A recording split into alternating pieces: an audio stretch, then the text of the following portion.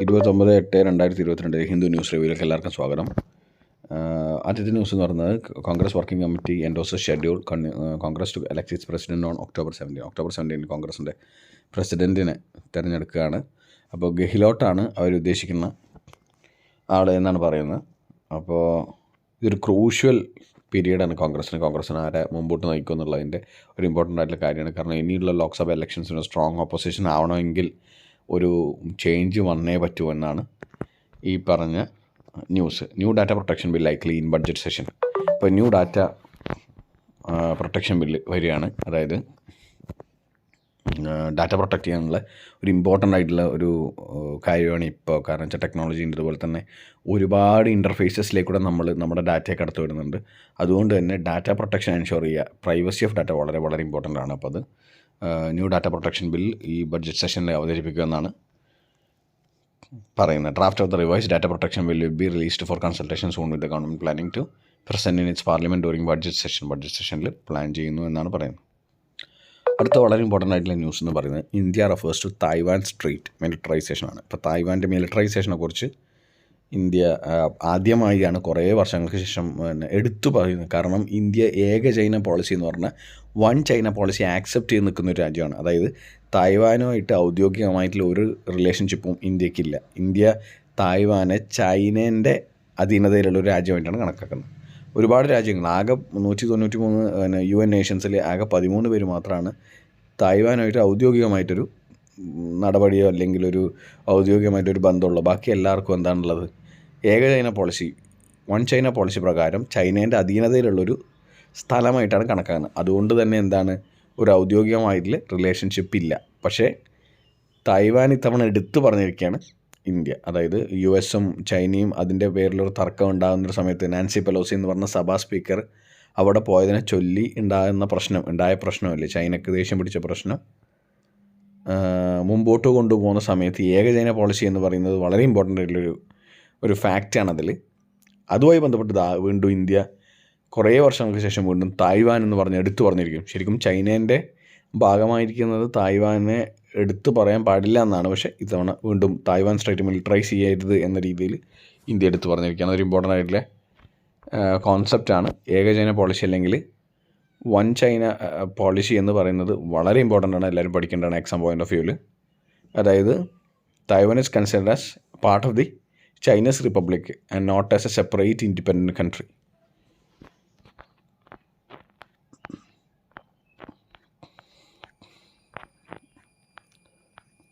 അങ്ങനത്തെ ഇൻ്റർനാഷണൽ അഫയേഴ്സും ഇപ്പോൾ ചോദ്യങ്ങളിൽ വരാറുണ്ട്, അതുകൊണ്ട് പഠിക്കാതിരിക്കരുത്. More than 2000 pigs die of swine flu in Rewa എവിടെയാണ്? മധ്യപ്രദേശിൽ 2000 പന്നികൾ സ്വൈൻ ഫ്ലൂ കാരണം മരിച്ചു എന്നാണ് ന്യൂസുള്ളത്. റീവ എവിടെയാണ്? മധ്യപ്രദേശാണ്. വീണ്ടും CBI ഇമ്പോർട്ടൻ്റ് ആയിട്ടുള്ള ന്യൂസുകളിൽ എപ്പോഴും CBI കഴിഞ്ഞ ഒരാഴ്ചയായിട്ടുണ്ട്. ബീഹാറിൽ withdrawing general consent to CBI. അപ്പോൾ സാധാരണ ഇതിൽ സ്റ്റേറ്റുകൾക്ക് CBIക്ക് എൻ്റർ ചെയ്യണമെങ്കിൽ ഒരു കൺസെൻറ്റ് കൊടുക്കണം, ജനറൽ കൺസെൻറ്റ് എന്ന് പറഞ്ഞിട്ട്. അപ്പോൾ ഈ ഏജൻസിയെ പലപ്പോഴും BJP മിസ്യൂസ് ചെയ്യുന്നുണ്ട് എന്ന് പറഞ്ഞിട്ട് ഇവരെന്ത് ചെയ്യുന്നു, ആ ജനറൽ കൺസെൻറ്റ് വിഡ്രോ ചെയ്യുകയാണ്. അതായത് CBIക്ക് തന്നെ സ്റ്റേറ്റ് പെർമിഷൻ ഇല്ലാതെ സ്റ്റേറ്റിൻ്റെ കാര്യങ്ങളിൽ ഇടപെടാൻ പറ്റില്ല. അതാണ് ഈ ജനറൽ കൺസെൻറ്റ് എന്ന് പറഞ്ഞത്. ഇമ്പോർട്ടൻ്റ് ആയിട്ടുള്ളൊരു കാര്യമാണ്. ഈ മഹാഗത്ബന്ധൻ ഗവൺമെൻറ് എന്ന് പറയുന്നത് ബീഹാറിലാണ്. In Bihar for withdrawing general consent to CBI. അപ്പോൾ ഒരു സ്റ്റേറ്റിലേക്ക് അവരുടെ അഫയേഴ്സിലേക്ക് CBIക്ക് ഇടപെടണമെങ്കിൽ സാധാരണഗതിയിൽ സ്റ്റേറ്റ് ഗവൺമെൻറ് ഒരു ജനറൽ കൺസെൻറ്റ്, ഒരു അനുമതി കൊടുക്കണം. ആ അനുമതി പിൻവലിക്കുകയാണ് ആര്? ബീഹാർ ഗവൺമെൻറ്. അത് ഇമ്പോർട്ടൻ്റ് ആയിട്ടുള്ള കാര്യമാണ്. കഴിഞ്ഞ പ്രാവശ്യം കൊൽക്കത്ത ഗവൺമെൻറ്റും അതുപോലെ തന്നെ ആന്ധ്ര ഗവൺമെൻറ്റും ഇതുപോലെ ചെയ്തിട്ടുണ്ടായിരുന്നു. പോക്സോ വീണ്ടും ന്യൂസുകളിൽ നിറയാണ്. പോക്സോ ആക്ട് എപ്പോഴാണ് വന്നത്? 2012. വേറെ ന്യൂസ്, കേരളവുമായി ബന്ധപ്പെട്ട MV Govindan is new state secretary for CPIM in Kerala. State സെക്രട്ടറിയായിട്ട് പാർട്ടീൻ്റെ സെക്രട്ടറിയായിട്ട് ആരാണ് വന്നത്? CPIMൻ്റെ M ഗോവിന്ദൻ മാസ്റ്ററാണോ? MV ഗോവിന്ദൻ ഏത് പോർട്ട്ഫോളിയോ ആയിരുന്നു കൈകാര്യം ചെയ്തിരുന്നത് ക്യാബിനറ്റിൽ? എക്സൈസ്. ഡാറ്റ പ്രൊട്ടക്ഷനുമായി ബന്ധപ്പെട്ട ഒരു എഡിറ്റർ, ക്ലീൻ ആൻഡ് ക്ലിയർ എന്ന് പറയുന്നത് government Twitter must reassure the public that user data has not been compromise. User data മറ്റൊരു ഏജൻസിയായിട്ട് നമ്മൾ കൊടുക്കുമ്പോൾ ഫേസ്ബുക്കോ ട്വിറ്ററോ അല്ലെങ്കിൽ മറ്റേതെങ്കിലും ഏജൻസി ആയിട്ട് കൊടുക്കുമ്പോൾ അത് സേഫ് ആയിരിക്കണം എന്ന് വിചാരിക്കണം. അത് മുതലാക്കോ അല്ലെങ്കിൽ മറ്റു കാര്യങ്ങൾക്ക് ഉപയോഗിക്കാനോ പാടില്ല എന്നതാണ് ഈ എഡിറ്റോറിയലിൻ്റെ ക്രക്സ് എന്ന് പറയുന്നത്. പിൻ കോഡിന് 50 വർഷത്തെ ആനിവേഴ്സറിയാണ്. 1972 ഓഗസ്റ്റ് 15-നാണ് പിൻ കോഡ് എന്ന് പറഞ്ഞ 6 ഡിജിറ്റ് നമ്പർ ഒരു അഡ്രസ്സിനെ ഡിനോട്ട് ചെയ്യാൻ വേണ്ടി വന്നത്. അത് 50 വർഷത്തെ വാർഷികമാണ് ഇപ്രാവശ്യം, ഈ വർഷം 2022 ഓഗസ്റ്റ് 15 ആകുമ്പോഴേക്ക്. പിന്നത്തെ ന്യൂസ് എന്ന് പറഞ്ഞാൽ financial inclusion will spur growth എന്നാണ്. സ്പർ എന്ന് പറഞ്ഞാൽ ഇൻക്രീസ് എന്നാണ് അർത്ഥം. അപ്പോൾ ഇന്നത്തെ വേർഡ് എന്ന് പറഞ്ഞാൽ what is the meaning of spur? Increase.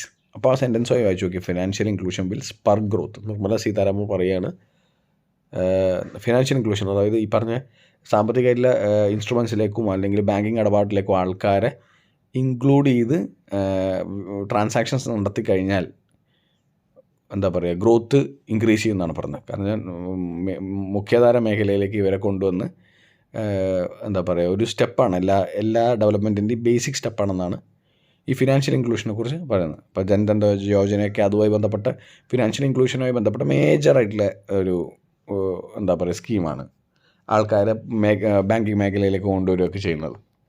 അപ്പോൾ സ്പർ എന്ന് പറഞ്ഞതിൻ്റെ മീനിങ് എന്താ? ഗ്രോത്ത് എന്നാണ് അർത്ഥം.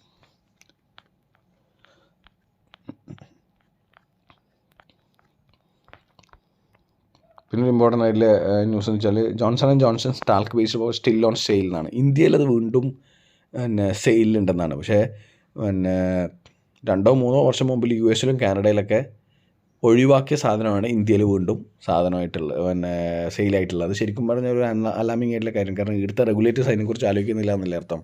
The announcement earlier in the month comes 2 years after J&J continued the product in US and Canada. US and കാനഡയിൽ 2 വർഷം മുമ്പേ ഇത് നിർത്തി. ഈ സാധനം എന്താ പറയുക, കുട്ടികൾക്ക് സേഫ് അല്ല എന്ന് പറഞ്ഞിട്ട്. പക്ഷേ ഇപ്പോഴും നമ്മളിവിടെ വാങ്ങാനും ഉപയോഗിക്കാനും ഒരു മടിയും കാണിക്കാത്തവരാണ്.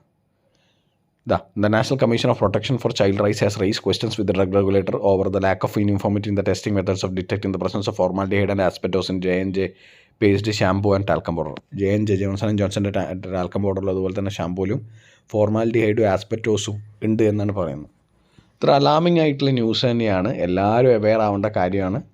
പിന്നെ മാത്രമല്ല, ഫോർ ഡീക്കേഡ്സ് 10 വർഷമായിട്ട് ഡോക്ടർമാർ പറഞ്ഞുകൊണ്ടിരിക്കുക, advise parents not to use talcum powder on the babies even if it does not contain asbestos, cautioning the inhaling of the talcum can lead the respiratory illness. സാധാരണഗതിയിൽ അതിൽ ആസ്ബെറ്റോസും ഫോർമാലിഡിഹൈഡ് ഒന്നും ഇല്ലെങ്കിൽ തന്നെ അത് ഭയങ്കര ഡേഞ്ചറസ് ആണ്. കാരണം എന്താ, അത് ഈ പറഞ്ഞ പോലെ കുട്ടികൾ ശ്വസിച്ച് കഴിഞ്ഞാൽ റെസ്പിറേറ്ററി പ്രോബ്ലംസ് ഉണ്ടാക്കുന്ന സാധനമാണ്. ഇത്രയൊന്നും ഇല്ലാതെ തന്നെ ടാൽക്കം പൗഡർ ഉപയോഗിക്കരുതെന്നാണ് ഡോക്ടർമാരും പീഡിയാട്രീഷ്യൻസും പറയുന്നത്. ഇമ്പോർട്ടൻ്റ് ആയിട്ടുള്ള ന്യൂസാണ്, ഒരു ജനറൽ അവയർനെസ് ആണ്. ഉറപ്പായിട്ട് ആൾക്കാർ ഷെയർ ചെയ്യുകയോ അല്ലെങ്കിൽ മനസ്സിലാക്കുകയും ചെയ്യേണ്ടതാണ്. ഇതിപ്പോൾ അടുത്ത ന്യൂസ് എന്ന് പറഞ്ഞാൽ US warship sale through Taiwan straight. അപ്പോൾ ഇതിലൊരു ഇമ്പോർട്ടൻസ് എന്ന് വെച്ചാൽ ഈ തായ്വാൻ ഒരു ന്യൂസിൽ വന്നുകൊണ്ടിരിക്കുകയാണ്. ഈ ചൈന US കോൺഫ്ലിക്റ്റുമായി ബന്ധപ്പെട്ട് ഏകദിന പോളിസി നമ്മൾ പറഞ്ഞു കഴിഞ്ഞു. ഇതൊക്കെ ആയിട്ട് തായ്വാനിലേക്ക് എൻ്റർ ചെയ്യുന്ന ആൾക്കാരാകട്ടെ, വാർഷിപ്സ് ആകട്ടെ, അല്ലെങ്കിൽ മറ്റ് രാജ്യങ്ങളുടെ കമൻറ്റുകളാവട്ടെ, ഒക്കെ വിവാദത്തിൽ ആവുന്നൊരു സമയമാണിത്. അതുകൊണ്ട് US ചൈന മറ്റൊരു യുദ്ധത്തിലേക്ക് പോകാതിരിക്കാൻ നമുക്ക് പ്രാർത്ഥിക്കാം അല്ലെങ്കിൽ ആശിക്കാം. ഇതിൽ വേറൊരു ഇൻ്റർനാഷണൽ ന്യൂസ് എന്ന് പറഞ്ഞാൽ Pakistan letting US drones use it's air space. Taliban പറയുന്നത് എന്താ വെച്ചാൽ പാകിസ്ഥാൻ്റെ എയർ സ്പേസ് US വളരെ ഈസി ആയിട്ട് അവരുടെ ഡ്രോണുകളൊക്കെ ഉപയോഗിക്കുന്നുണ്ടെന്നാണ്. പാകിസ്ഥാൻ നമ്മുടെ താലിബാൻ ലെഡ് അഫ്ഗാനിസ്ഥാൻ്റെ ബോർഡറിലാണ്. അപ്പോൾ താലിബാനെ നിരീക്ഷിക്കാനും അപ്പോൾ എന്ത് മതി?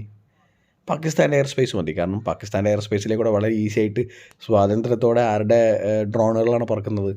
US-ൻ്റെയാണ്. അപ്പം അതുവഴി എന്താ പറ്റുന്നത്? അഫ്ഗാൻ ബോർഡറും നമുക്ക് നോക്കാം, അഫ്ഗാനിൽ എന്താ സംഭവിക്കുന്നത് നോക്കാം. അപ്പോൾ താലിബാൻ ലെഡ് അഫ്ഗാനിസ്ഥാൻ എപ്പോഴും എന്താണ്, ഇതൊരു ത്രെട്ടായിട്ടാണ് അവർ കാണുന്നത്. അവർക്കതൊരു ഭീഷണിയാണ്. പിന്നെ ഒരു സ്പോർട്സ് ന്യൂസ് എന്ന് പറയുന്നത് ഹർദിക് പാണ്ഡ്യ ഓൾറൗണ്ട് പെർഫോമൻസിൽ നമ്മുടെ ഏഷ്യ കപ്പിൽ ഇന്ത്യ പാകിസ്ഥാനും ഏറ്റുമുട്ടിയപ്പോൾ ഇന്ത്യക്ക് വിക്ടറി എന്നാണ്, ഇന്ത്യക്ക് വിജയം എന്നാണ് ന്യൂസ്.